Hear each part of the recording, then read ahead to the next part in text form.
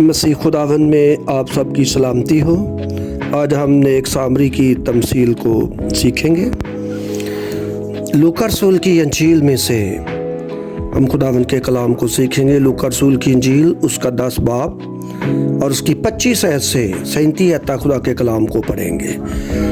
یوں لکھا ہے خدا کے کلام میں، اور دیکھو ایک کال میں شرع اٹھا اور یہ کہہ کر اس کی آزمائش کرنے لگا کہ اے استاد میں کیا کروں کہ ہمیشہ کی زندگی کا وارث بنوں۔ اس نے اس سے کہا تورات میں کیا لکھا ہے، تو کس طرح پڑھتا ہے؟ اس نے جواب میں کہا کہ خداوند اپنے خدا سے اپنے سارے دل اور اپنی ساری جان اور اپنی ساری طاقت اور اپنی ساری عقل سے محبت رکھ، اور اپنے پڑوسی سے اپنے برابر محبت رکھ۔ اس نے اس سے کہا تو نے ٹھیک جواب دیا، یہی کر تو جیے گا۔ مگر اس نے اپنے تائیں راست بات ٹھہرانے کی غرض سے یسوع سے پوچھا، پھر میرا پڑوسی کون ہے؟ یسوع نے جواب میں کہا، ایک آدمی یروشلم سے یرو کی طرف جا رہا تھا کہ ڈاکوؤں میں گر گیا۔ انہوں نے اس کے کپڑے اتار لیے اور مارا بھی، اور دموع چھوڑ کر چلے گئے۔ اتفاقاً ایک کاہن اسی راہ سے جا رہا تھا اور اسے دیکھ کر کترا کر چلا گیا۔ اسی طرح ایک لاوی وہ جگہ آیا، وہ بھی اسے دیکھ کر کترا کر چلا گیا۔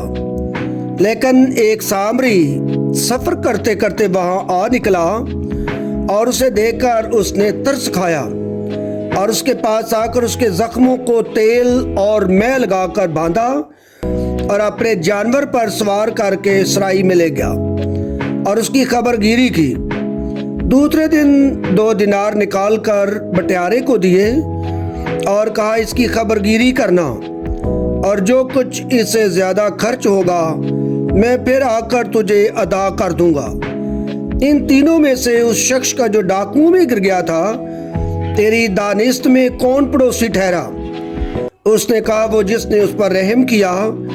یسوع نے اس سے کہا جا تو بھی ایسا ہی کر۔ یہ نیک سامری کی تمثیل۔ نیک سامری جو ہے وہ ایک ایسے آدمی کو جس کو ڈاکوؤں نے زخمی کر دیا تھا، دموع چھوڑ دیا تھا، اس کی آ کر وہ خبر گیری کرتا ہے اور اس کے دکھوں میں شریک ہوتا ہے۔ اس لیے خداوند یسوع مسیح نے اس کو کہا کہ وہ پڑوسی ہے جو کسی کے دکھ میں کسی کے کام آتا ہے، وہی اس کا پڑوسی ہے۔ خداوند کی برکت اس کلام کے پڑھے جانے اور سنے جانے پر اس کی برکت ہو۔ آمین۔ Thank you for watching.